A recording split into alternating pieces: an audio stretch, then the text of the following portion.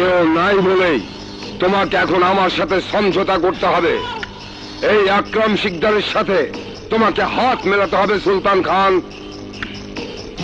নইলে ওই পুলিশের চাপা কলে এমন চাপ খাবে আখের রসের মতো সব রক্ত বের হয়ে আসবে। নাও হাত মেলাও। তুই কি মনে করিস কালু ধরা পড়ছে বলে আমি কেন শূন্য হয়ে গেছি? কালুর চেয়ে আরো কঠিন জিনিস আমার কাছে আছে। আমার ছোট ভাই লালু, লালু থাকতে তোর মতন ভণ্ড নেতার সাথে হাত মিলাবো প্রশ্নই ওঠে না, প্রশ্নই ওঠে না। সুযোগ বুঝে দু চারটা পোল্টি মারলেই নেতা হওয়া যায় না। শুধু পোল্টি মারাই দেখলি, আমার ক্ষমতা দেখলি না। তুই কি মনে করিস তুই যেমন সবার খবর রাখিস তোর খবর কেউ রাখে না? তাই বলছি, দু চারটা সন্ত্রাসী পারলেই বড় কিছু হওয়া যায় না। তোর সন্ত্রাসীর মতো সন্ত্রাসী এখন আমার ফ্যাক্টরিতে তৈরি হয়। তাই হাত মেলালে ক্ষতি হবে না। লাভ ক্ষতির কথা শোনার সময় আমার নেই। বেরিয়ে যা, বেরিয়ে যা। নিজের ইচ্ছায় হাত মেলাতে এসেছিলাম, পছন্দ হলো না। শোন, যেদিন তুই হাত মেলাতে যাবি সেই দিন হাতে হাত না আমার পায়ের সাথে হাত মেলাবি।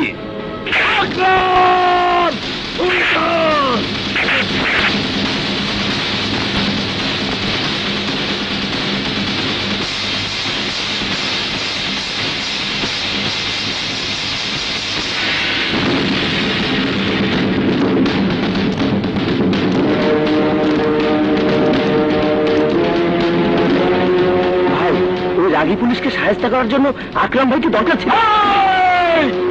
ওর কি ক্ষমতা আছে? কোনো ক্ষমতা নাই।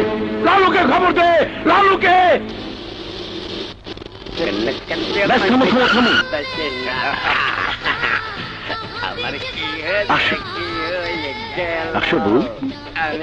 এখানে কি? ওই তো, ওইটাই তো আমাদের বাড়ি। চলো আসো।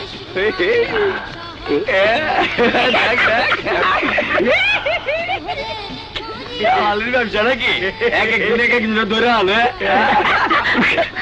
ওরা ভালো লোক না। চলুন বাড়িতে চলুন, চলুন। আসো এসো এসো।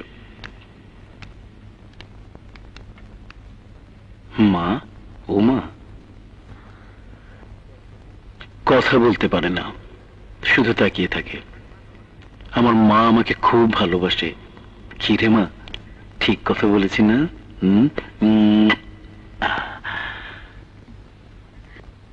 মা, তোমার ছেলের বউ। বলুন, মাকে সালাম করো।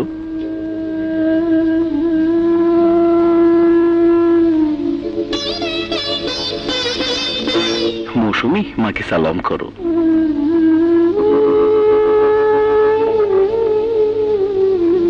পূর্ণিমা, মাকে সালাম করো।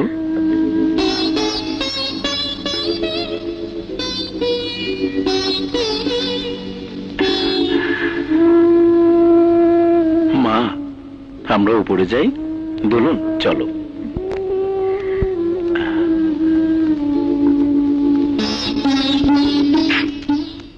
এসো,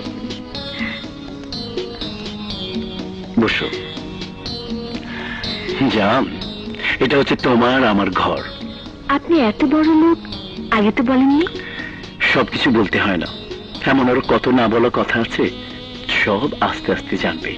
ও যাই, তোমার খাবারের ব্যবস্থাটা করি। হ্যাঁ, শুনুন, বাইরে ঠান্ডা লাগতে পারে, এটা নিয়ে যান।